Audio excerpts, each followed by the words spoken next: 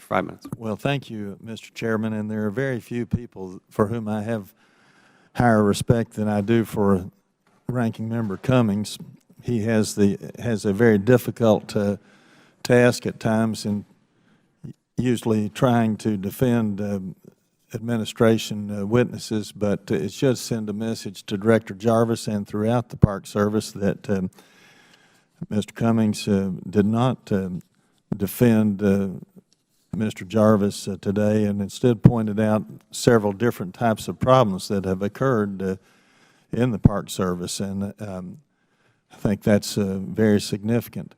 I spent 22 years up till about 6 years ago on the Interior Committee, and now serve on this committee and another committee. But I heard years ago that there was a $4 billion backlog, maintenance backlog, and then I heard it was $6 billion, and then I heard it was $9 billion, and now I get a material here that says the maintenance backlog is $12 billion.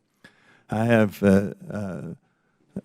great respect also for people, for education and people who get advanced degrees.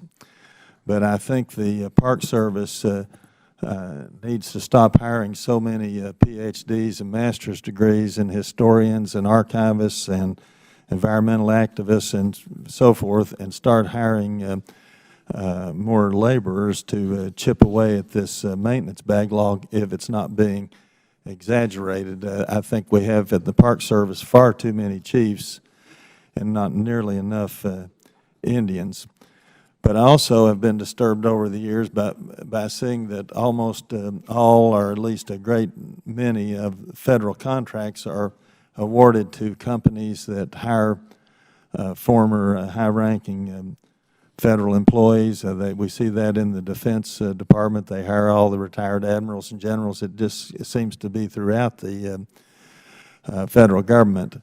But I was disturbed, for instance, when I read from the staff that the Interior Department's Solicitor's Office had concerns when the Denver office of the Park Service originally attempted to, it says, quote, originally attempted to steer the award to of this big contract to a construction firm, McDonough, Bolyard, Peck, even though their price was much higher than other qualified bidders.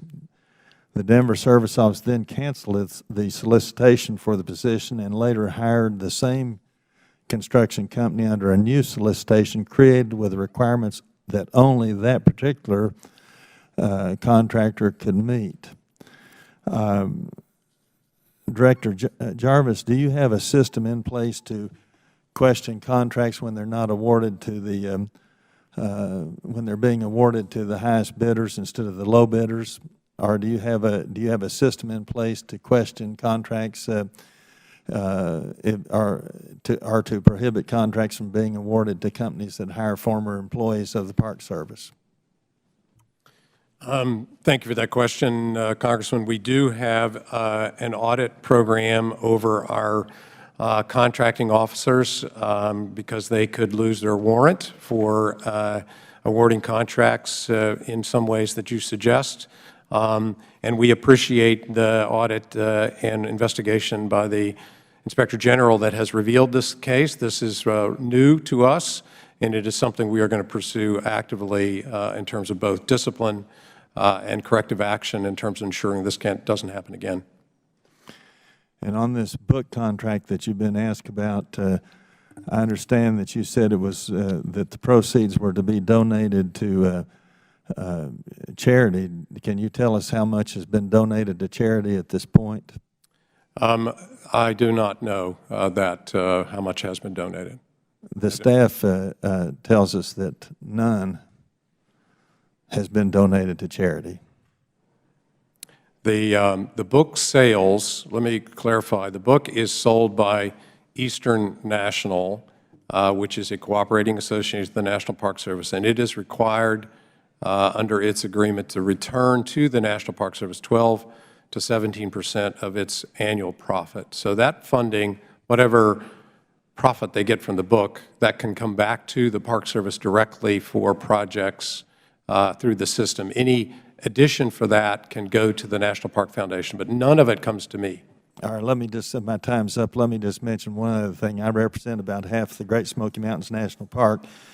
That park is being overrun by thousands, many thousands of feral hogs, and I know that many people are anti-hunting, or some in this administration don't like hunting, but we've got very serious problems that are going to lead to very serious disease problems if many more thousands of these feral hogs are not gotten out of the Great Smoky Mountains. Thank you, Mr. Chairman.